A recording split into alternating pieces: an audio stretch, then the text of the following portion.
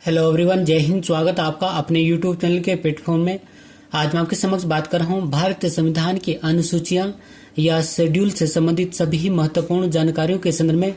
यह वीडियो आपके सामान्य ज्ञान के साथ साथ आने वाली सभी परीक्षाओं के लिए अति महत्वपूर्ण होने वाला है, इसलिए इस वीडियो को जरूर अंत तक देखें। यदि आपको मेरा वीडियो का कंटेंट पसंद आए तो वीडियो को लाइक, शेयर और सब्सक्राइब करना न भूलें। इसी के साथ मैं अपने वीडियो को स्टार्ट करता हूं। और भारतीय संविधान में कुल 12 अनुसूचियां हैं और मूलतः संविधान में अर्थात जब भारतीय संविधान लागू हुआ था तब भारतीय संविधान में कुल 8 अनुसूचियां थी और कालांतर में संविधान संशोधनों के द्वारा 4 अन्य अनुसूचियां जैसे कि 9वीं अनुसूची, 10वीं अनुसूची, 11वीं अनुसूची और 12वीं अनुसूची को संविधान में जोड़ा गया है। एक बार पुनः रिकॉल करता हूं कि भारतीय संविधान में कुल 12 अनुसूचियां हैं और मूलतः संविधान में 8 अनुसूचियां थी। अर्थात जब संविधान लागू हुआ था तब भारतीय संविधान में कुल 8 अनुसूचियां थी और कालांतर में संविधान संशोधनों के द्वारा 4 अन्य अनुसूचियों को जोड़ा गया जैसे कि 9वीं अनुसूची, 10वीं अनुसूची, 11वीं अनुसूची, 12वीं अनुसूची को संविधान में जोड़ा गया है। बात करूं मैं 9वीं अनुसूची के संदर्भ में तो 9वीं अनुसूची को प्रथम संविधान संशोधन अधिनियम 1951 के द्वारा जोड़ा गया। बात करें 10वीं अनुसूची के संदर्भ में तो 10वीं अनुसूची को 52वें संविधान संशोधन अधिनियम 1985 के द्वारा जोड़ा गया। बात करें 11वीं अनुसूची के संदर्भ में तो 11वीं अनुसूची 73वें संविधान संशोधन अधिनियम 1992 के द्वारा जोड़ी गई और 12वीं अनुसूची को संविधान में 74वें संविधान संशोधन अधिनियम 1992 के द्वारा जोड़ा गया।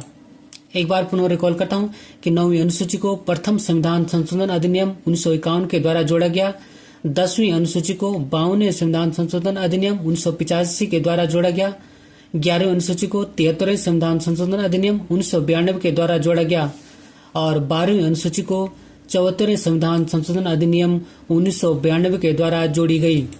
संविधान की इन अनुसूचियों को डिटेल में पढ़ने से पहले मैं आपके समक्ष बात कर रहा हूँ संविधान की अनुसूचियों से संबंधित महत्वपूर्ण प्रश्नों के संदर्भ में। जैसे कि फर्स्ट क्वेश्चन है, भारत के मूल संविधान में कितनी अनुसूचियां थी? अर्थात जब भारत का संविधान लागू हुआ था तब भारत के संविधान में कुल कितनी अनुसूचियां थी? तो आंसर है 8। अर्थात भारत के मूल संविधान में 8 अनुसूचियां थी। नेक्स्ट क्वेश्चन है, वर्तमान में भारतीय संविधान में कुल कितनी अनुसूचियां हैं? तो आंसर है 12। अर्थात वर्तमान में भारतीय संविधान में कुल 12 अनुसूचियां हैं। नेक्स्ट क्वेश्चन है, भारतीय संघ के घटक राज्यों एवं संघ शासित क्षेत्रों का उल्लेख किस अनुसूची में किया गया है? अर्थात भारतीय संविधान के घटक राज्यों एवं संघ शासित अर्थात केंद्र शासित प्रदेशों का उल्लेख किस अनुसूची में किया गया है? तो आंसर है पहली अनुसूची में। अर्थात भारतीय संघ के घटक राज्यों एवं संघ शासित या केंद्र शासित राज्यों का उल्लेख पहली अनुसूची में किया गया है। नेक्स्ट क्वेश्चन है, भारतीय संविधान की कौन सी अनुसूची राज्यों के नामों की सूची तथा उनके राज्य क्षेत्रों का ब्यौरा देती है? तो आंसर है पहली अनुसूची। अर्थात भारतीय संविधान की पहली अनुसूची राज्यों के नामों की सूची तथा उनके राज्य क्षेत्रों का ब्यौरा देती है। नेक्स्ट क्वेश्चन है, भारतीय राज्य व्यवस्था में विभिन्न पदाधिकारियों को प्राप्त होने वाले वेतन, भत्ते और पेंशन आदि का उल्लेख किस अनुसूची में किया गया है? तो आंसर है दूसरी अनुसूची में। अर्थात भारतीय राज्य व्यवस्था में विभिन्न पदाधिकारियों को प्राप्त होने वाले वेतन, भत्ते और पेंशन आदि का उल्लेख दूसरी अनुसूची में किया गया है। नेक्स्ट क्वेश्चन है, विभिन्न पदाधिकारियों के द्वारा पद ग्रहण के समय ली जाने वाली शपथ का उल्लेख किस अनुसूची में किया गया है? तो आंसर है तीसरी अनुसूची में। अर्थात विभिन्न पदाधिकारियों के द्वारा पद ग्रहण के समय ली जाने वाली शपथ का उल्लेख तीसरी अनुसूची में किया गया है। नेक्स्ट क्वेश्चन है, राज्यसभा में विभिन्न राज्यों तथा संघीय क्षेत्रों के प्रतिनिधित्व का उल्लेख किस अनुसूची में किया गया है? तो आंसर है चौथी अनुसूची में। अर्थात राज्यसभा में विभिन्न राज्यों तथा संघीय क्षेत्रों अर्थात केंद्र शासित क्षेत्रों के प्रतिनिधित्व का उल्लेख चौथी अनुसूची में किया गया है। नेक्स्ट क्वेश्चन है, विभिन्न अनुसूचित क्षेत्रों और अनुसूचित जनजाति के प्रशासन और नियंत्रण के बारे में उल्लेख किस अनुसूची में किया गया है? तो आंसर है 5वीं अनुसूची में। अर्थात विभिन्न अनुसूचित क्षेत्रों और अनुसूचित जनजाति के प्रशासन और नियंत्रण के बारे में उल्लेख 5वीं अनुसूची में किया गया है। नेक्स्ट क्वेश्चन है, असम, मेघालय, त्रिपुरा और मिजोरम राज्य के जनजातीय क्षेत्रों के प्रशासन के बारे में उल्लेख किस अनुसूची में किया गया है? तो आंसर है छठी अनुसूची में, अर्थात असम, मेघालय, त्रिपुरा और मिजोरम राज्य के जनजातीय क्षेत्रों के प्रशासन के बारे में उल्लेख छठी अनुसूची में किया गया है। नेक्स्ट क्वेश्चन है, केंद्र एवं राज्यों के बीच शक्तियों के बंटवारे के बारे में उल्लेख किस अनुसूची में किया गया है? तो आंसर है 7वीं अनुसूची में, अर्थात केंद्र एवं राज्यों के बीच शक्तियों के बंटवारे के बारे में उल्लेख 7वीं अनुसूची में किया गया है। नेक्स्ट क्वेश्चन है, 7वीं अनुसूची में कितनी सूचियां हैं? तो आंसर है 3 सूचियां, अर्थात 7वीं अनुसूची में 3 सूचियां संघ सूची, राज्य सूची और समवर्ती सूची है। बात करूं मैं संघ सूची के संदर्भ में, तो संघ सूची में कुल 97 विषयों का उल्लेख किया गया है और वर्तमान में गणना की दृष्टि से संघ सूची में कुल 98 विषय हैं और इस संघ सूची पर कानून बनाने का अधिकार केवल संघ को है, अर्थात केंद्र सरकार को है। अर्थात संघ सूची पर कानून बनाने का अधिकार केवल संघ सरकार या केंद्र सरकार को है। नेक्स्ट है राज्य सूची। राज्य सूची में कुल 66 विषय हैं। यद्यपि वर्तमान में गणना की दृष्टि से राज्य सूची में कुल 59 विषय हैं और इस राज्य सूची पर कानून राज्य के द्वारा ही बनाए जाते हैं। नेक्स्ट है समवर्ती सूची। समवर्ती सूची में कुल 47 विषयों का उल्लेख है। यद्यपि वर्तमान में गणना की दृष्टि से समवर्ती सूची में कुल 52 विषय हैं और समवर्ती सूची पर कानून बनाने का अधिकार संघ अर्थात केंद्र और राज्य दोनों को है। अर्थात समवर्ती सूची पर कानून बनाने का अधिकार संघ सरकार या केंद्र सरकार और राज्य सरकार दोनों को है। नेक्स्ट क्वेश्चन है, भारत की 22 भाषाओं का उल्लेख किस अनुसूची में किया गया है? तो आंसर है 8वीं अनुसूची में, अर्थात भारत की 22 भाषाओं का उल्लेख 8वीं अनुसूची में किया गया है और मूल संविधान में 14 भाषाएं थी। अर्थात जब भारतीय संविधान लागू हुआ था तब भारतीय संविधान में कुल 14 भाषाएं थी, जो कि वर्तमान में 22 भाषाएं हो गए हैं। नेक्स्ट क्वेश्चन है, सिंधी भाषा को 8वीं अनुसूची में कब जोड़ा गया? तो आंसर है वर्ष 1967 में और सिंधी भाषा को 21वें संविधान संशोधन अधिनियम 1967 के द्वारा जोड़ा गया। एक बार पुनः रिकॉल करता हूँ, सिंधी भाषा को 8वीं अनुसूची में वर्ष 1967 में 21वें संविधान संशोधन अधिनियम 1967 के द्वारा जोड़ा गया है। नेक्स्ट क्वेश्चन है, नेपाली, मणिपुरी तथा कोंकणी को 8वीं अनुसूची में कब जोड़ा गया? तो आंसर है वर्ष 1992 में और नेपाली, मणिपुरी तथा कोंकणी भाषाओं को 71वें संविधान संशोधन अधिनियम 1992 के द्वारा जोड़ा गया। एक बार पुनः रिकॉल करता हूँ, नेपाली, मणिपुरी तथा कोंकणी भाषाओं को 8वीं अनुसूची में 1992 में 71वें संविधान संशोधन अधिनियम 1992 के द्वारा जोड़ा गया। नेक्स्ट क्वेश्चन है, मैथिली, संथाली, डोगरी तथा बोडो भाषाओं को 8वीं अनुसूची में कब जोड़ा गया? आंसर है वर्ष 2004 में, अर्थात मैथिली, संथाली, डोगरी, बोडो भाषाओं को 8वीं अनुसूची में वर्ष 2004 में 92वें संविधान संशोधन अधिनियम 2003 के द्वारा जोड़ा गया। एक बार पुनः रिकॉल करता हूं कि मैथिली, संथाली, डोगरी तथा बोडो भाषाओं को 8वीं अनुसूची में वर्ष 2004 में 92वें संविधान संशोधन अधिनियम 2003 के द्वारा जोड़ा गया है और ये सभी क्वेश्चन मोस्ट इम्पोर्टेंट हैं। नेक्स्ट क्वेश्चन है, प्रथम संविधान संशोधन 1951 के द्वारा संविधान में कौन सी अनुसूची जोड़ी गई? तो आंसर है 9वीं अनुसूची, अर्थात प्रथम संविधान संशोधन 1951 के द्वारा संविधान में 9वीं अनुसूची को जोड़ा गया। नेक्स्ट क्वेश्चन है, राज्य के द्वारा संपत्ति के अधिग्रहण की विधियों का उल्लेख किस अनुसूची में किया गया है? तो आंसर है 9वीं अनुसूची में, अर्थात राज्य के द्वारा संपत्ति के अधिग्रहण की विधियों का उल्लेख 9वीं अनुसूची में किया गया है। नेक्स्ट क्वेश्चन है, किस प्रधानमंत्री के कार्यकाल के दौरान भारत के संविधान में 9वीं अनुसूची को पूर्व स्थापित किया गया था? तो आंसर है जवाहरलाल नेहरू, अर्थात प्रधानमंत्री जवाहरलाल नेहरू के कार्यकाल के दौरान भारत के संविधान में 9वीं अनुसूची को पूर्व स्थापित किया गया था और यह क्वेश्चन कई बार एग्जामों में पूछा जा चुका है। नेक्स्ट क्वेश्चन है, कोहेल्लो केस भारत के संविधान की किस अनुसूची से संबंधित है? तो आंसर है 9वीं अनुसूची से, अर्थात कोहेल्लो केस भारत की 9वीं अनुसूची से संबंधित है और यह क्वेश्चन भी कई बार एग्जामों में पूछा जा चुका है। नेक्स्ट और इम्पोर्टेंट क्वेश्चन है कि वर्तमान में 9वीं अनुसूची में कितने अधिनियम हैं? तो आंसर है 284 अधिनियम, अर्थात वर्तमान में 9वीं अनुसूची में 284 अधिनियम हैं और इन अधिनियमों को न्यायिक समीक्षा संरक्षण प्राप्त है, अर्थात इन्हें अर्थात इन अधिनियमों को अदालत में चुनौती नहीं दी जा सकती। नेक्स्ट क्वेश्चन है, भारतीय संविधान की किस अनुसूची में दल बदल विरोधी कानून को रखा गया है? तो आंसर है 10वीं अनुसूची में, अर्थात भारतीय संविधान की 10वीं अनुसूची में दल बदल विरोधी कानूनों को रखा गया है। नेक्स्ट क्वेश्चन है कि दल बदल विरोधी अनुसूची किस संविधान संशोधन के तहत संविधान में जोड़ी गई? तो आंसर है 52वें संविधान संशोधन के द्वारा, अर्थात दल बदल विरोधी अनुसूची 52वें संविधान संशोधन के द्वारा संविधान में जोड़ी गई है।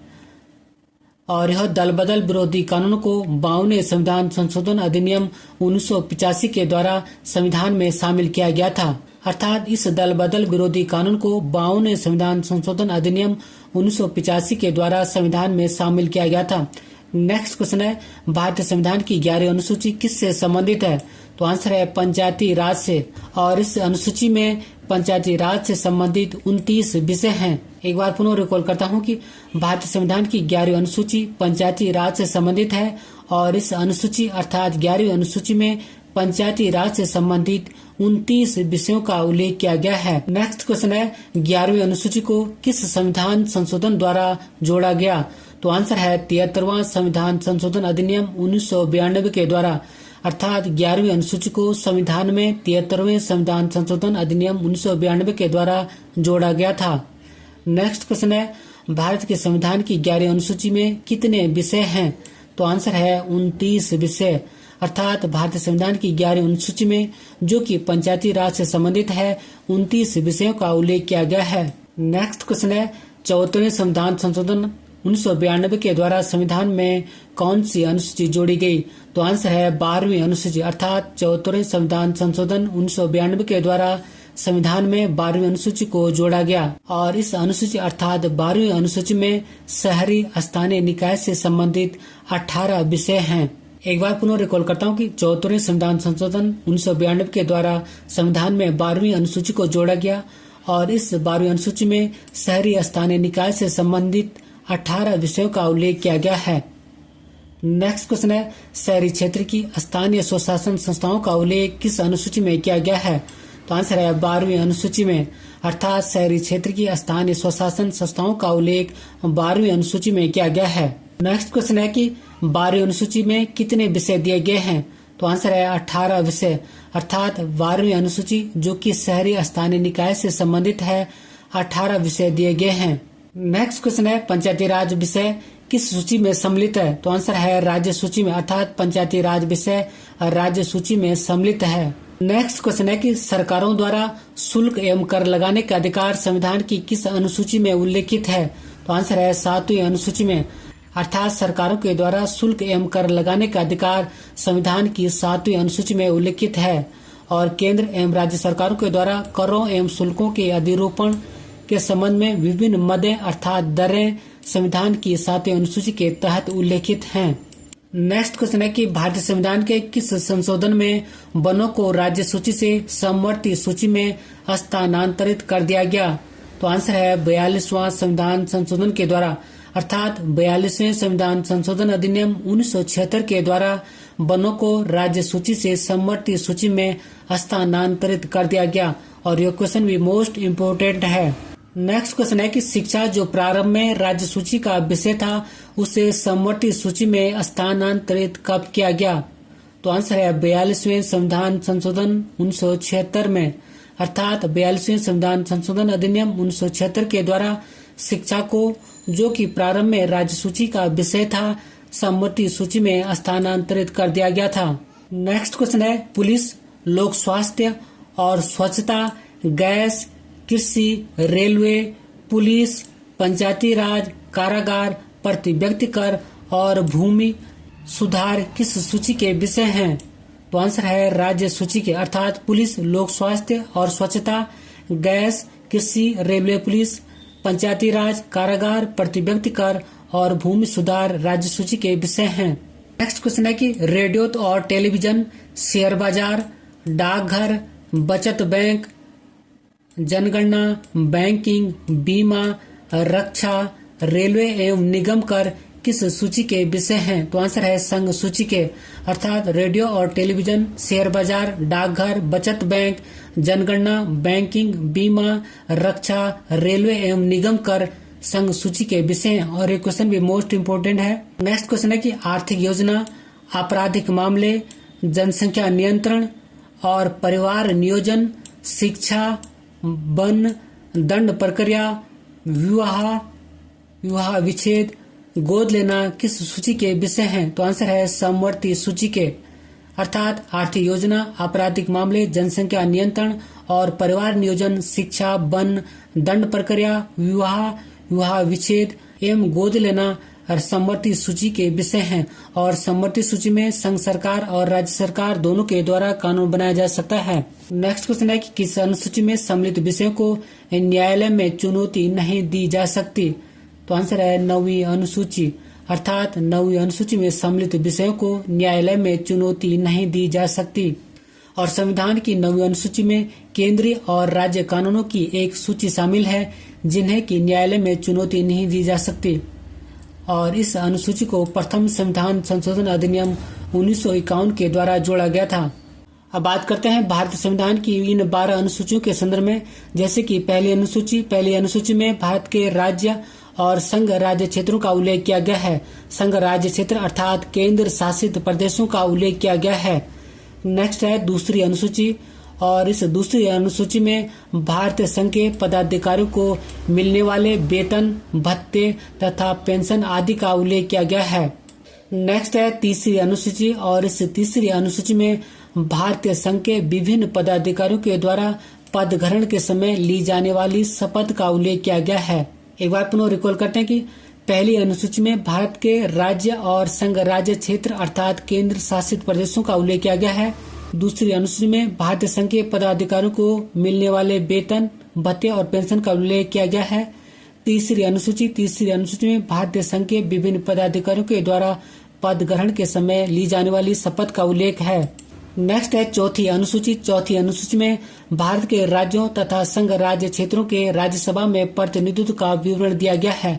अर्थात चौथी अनुसूची में भारतीय राज्यों तथा संघ राज्य क्षेत्रों अर्थात केंद्र शासित प्रदेशों में राज्यसभा के प्रतिनिधित्व का उल्लेख किया गया है। नेक्स्ट है पांचवी अनुसूची में अनुसूचित जाति और जनजातीय क्षेत्रों के प्रशासन और नियंत्रण के बारे में उल्लेख किया गया है।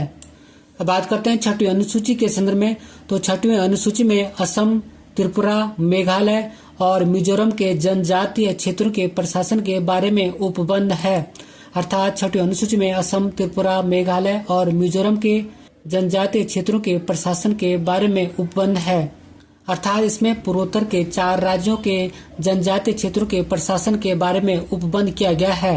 नेक्स्ट है 7वीं अनुसूची, और इस अनुसूची में केंद्र और राज्यों के बीच शक्तियों का विभाजन है, अर्थात शक्तियों का बंटवारा किया गया है। और इस अनुसूची में 3 सूचियां हैं। प्रथम है संघ सूची, सेकंड है राज्य सूची और थर्ड है समवर्ती सूची।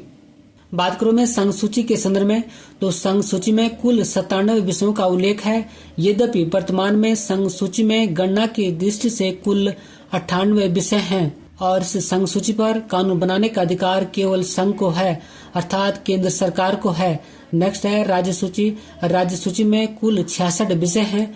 यद्यपि वर्तमान में राज्य सूची में गणना की दृष्टि से कुल 59 विषय हैं और राज्य सूची पर कानून राज्य के द्वारा बनाए जाते हैं। बात करते हैं समवर्ती सूची के संदर्भ में, तो समवर्ती सूची में कुल 47 विषय हैं।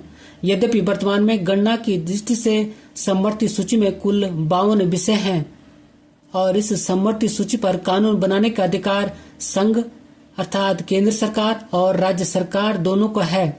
यहाँ पर एक बात नोट करने वाली है, यदि समवर्ती सूची पर राज्य सरकार के द्वारा बनाया गया कानून और संघ सरकार के द्वारा बनाया गया कानून, यदि इन दोनों में विरोधाभास हो तो संघ सरकार के द्वारा बनाया गया कानून मान्य होता है। नेक्स्ट है 8वीं अनुसूची, और इसमें भारतीय संविधान द्वारा वर्तमान में मान्यता प्राप्त 22 भाषाओं का उल्लेख किया गया है। यद्यपि मूलतः संविधान में 14 भाषाएं थी, अर्थात जब भारतीय संविधान लागू हुआ था तब भारतीय संविधान में कुल 14 भाषाएं थी और कालांतर में संविधान संशोधन के द्वारा 8 भाषाओं को जोड़ा गया है। एक बार पुनः रिकॉल करता हूँ कि इसमें अर्थात 8वीं अनुसूची में भारतीय संविधान के द्वारा वर्तमान में मान्यता प्राप्त 22 भाषाओं का उल्लेख किया गया है। यद्यपि मूलतः अर्थात जब संविधान लागू हुआ था तब भारतीय संविधान में 14 भाषाएं थी और कालांतर में संविधान संशोधन के द्वारा 8 अन्य भाषाओं को जोड़ा गया है, जिससे कि भारतीय संविधान में भाषाओं की संख्या 22 हो गई है। और सर्वप्रथम वर्ष 1967 में 21वें संविधान संशोधन अधिनियम 1967 के द्वारा सिंधी भाषा को संविधान में जोड़ा गया था। उसके बाद 1992 में 71वें संविधान संशोधन अधिनियम 1992 के द्वारा नेपाली, मणिपुरी, कोंकणी 3 भाषाओं को संविधान में जोड़ा गया था। एक बार पुनः रिकॉल करता हूँ कि वर्ष 1992 में 71वें संविधान संशोधन अधिनियम 1992 के द्वारा नेपाली, मणिपुरी, कोंकणी 3 भाषाओं को संविधान में जोड़ा गया था। और इन्हें याद करने के रूप में आप नमक शब्द का प्रयोग कर सकते हैं। न से नेपाली, म से मणिपुरी और क से कोंकणी। और अंत में वर्ष 2004 में 92वें संविधान संशोधन अधिनियम 2003 के द्वारा 8वीं अनुसूची में मैथिली, संथाली, डोगरी तथा बोडो 4 भाषाओं को सम्मिलित किया गया, अर्थात शामिल किया गया।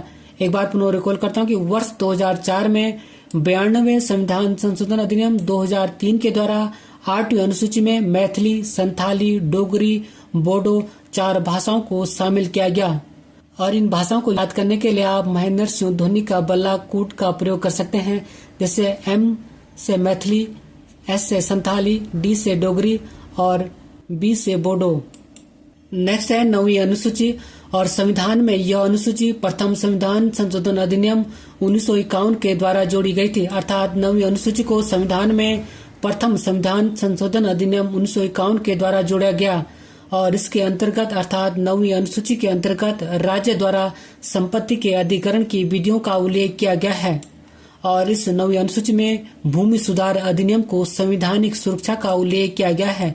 एक बार पुनः रिकॉल करता हूँ कि 9वीं अनुसूची को प्रथम संविधान संशोधन अधिनियम 1951 के द्वारा जोड़ा गया था। और इस 9वीं अनुसूची के अंतर्गत राज्य द्वारा संपत्ति के अधिग्रहण की विधियों का उल्लेख किया गया है। और इस 9वीं अनुसूची में भूमि सुधार अधिनियम को संवैधानिक सुरक्षा का उल्लेख किया गया है। नेक्स्ट है 10वीं अनुसूची। और यह अनुसूची संविधान में 52वें संविधान संशोधन अधिनियम 1985 के द्वारा जोड़ी गई थी, अर्थात 10वीं अनुसूची को संविधान में 52वें संविधान संशोधन अधिनियम 1985 के द्वारा जोड़ा गया था। और इसमें दल बदल संबंधित प्रावधानों का उल्लेख किया गया है, अर्थात दल बदल संबंधित प्रावधानों का उल्लेख 10वीं अनुसूची में किया गया है। बात करूं मैं दल बदल के संदर्भ में, जब किसी राजनीतिक दल के प्रतिनिधि के रूप में चुने जाने के बाद यदि वो आम चुनाव के बाद किसी अन्य राजनीतिक दल में शामिल हो जाता है तो वही दल बदल कहलाता है। यहाँ पे दल बदल अयोग्यता संबंधी कुछ महत्वपूर्ण बिंदु है कि जैसे कि यदि एक सदस्य एक दल से दूसरे दल में जाता है तो वह सदस्य अयोग्य घोषित हो जाता है। सेकंड, यदि किसी दल के 2/3 सदस्य किसी दल में शामिल हो जाते हैं तो वे सदस्य अयोग्य नहीं माने जाते हैं, क्योंकि इस स्थिति में पार्टी का विलय ही दूसरे दल या पार्टी के साथ माना जाता है। और सदस्यों की अयोग्यता का निर्धारण अध्यक्ष के द्वारा किया जाता है, जैसे कि राज्य में विधानसभा अध्यक्ष के द्वारा किया जाता है, लोकसभा में लोकसभा के अध्यक्ष के द्वारा किया जाता है और राज्यसभा में इसका निर्धारण उपराष्ट्रपति महोदय के द्वारा किया जाता है। और यह फैसला न्यायिक समीक्षा के दायरे में आता है और इसकी समीक्षा सुप्रीम कोर्ट के द्वारा की जाती है। यद्यपि मैं इसमें बाद में पूरा डिटेल वीडियो भी बनाऊंगा। नेक्स्ट है 11वीं अनुसूची। और इसमें पंचायतों के अधिकार, प्राधिकार, दायित्व आदि के बारे में उपबंध है। और यह अनुसूची अर्थात 11वीं अनुसूची को संविधान में 73वें संविधान संशोधन अधिनियम 1992 के द्वारा जोड़ी गई है। इसमें अर्थात 11वीं अनुसूची में पंचायती राज संस्थाओं को कार्य करने के लिए 29 विषय प्रदान किए गए हैं। एक बार पुनः रिकॉल करता हूँ कि इस 11वीं अनुसूची में पंचायतों को अधिकार, प्राधिकार और दायित्व आदि के बारे में उपबंध किए गए हैं। और यह अनुसूची अर्थात 11वीं अनुसूची को 73वें संविधान संशोधन अधिनियम 1992 के द्वारा जोड़ा गया है। और इसमें अर्थात 11वीं अनुसूची में पंचायती राज संस्थाओं को कार्य करने के लिए 29 विषय प्रदान किए गए हैं। नेक्स्ट है 12वीं अनुसूची। और इस अनुसूची में नगर पालिकाओं के अधिकार, प्राधिकार तथा दायित्व आदि का उल्लेख है। और यह अनुसूची अर्थात 12वीं अनुसूची को 74वें संविधान संशोधन अधिनियम 1992 के द्वारा संविधान में शामिल की गई थी। और इसमें शहरी स्थानीय निकाय से संबंधित 18 विषय हैं। एक बार पुनः रिकॉल करता हूँ कि इस अनुसूची में अर्थात 12वीं अनुसूची में नगर पालिकाओं के अधिकार, प्राधिकार तथा दायित्व आदि का उल्लेख है। यह अनुसूची 74वें संविधान संशोधन अधिनियम 1992 के द्वारा संविधान में शामिल की गई थी और इसमें स्थानीय निकाय से संबंधित 18 विषय हैं। अंत में एक अभ्यास प्रश्न आपके लिए कि भारतीय संविधान की किस अनुसूची में दल बदल विरोधी कानूनों को रखा गया है। इसी क्वेश्चन के साथ मैं अपने वीडियो को समाप्त करता हूं। अगर आपको मेरा वीडियो का कंटेंट पसंद आया तो वीडियो को लाइक करें, शेयर करें और यदि चैनल पर नए हैं तो चैनल को सब्सक्राइब करें। मिलते हैं जल्दी नेक्स्ट वीडियो में। Thank you for watching. God bless you. जय हिंद।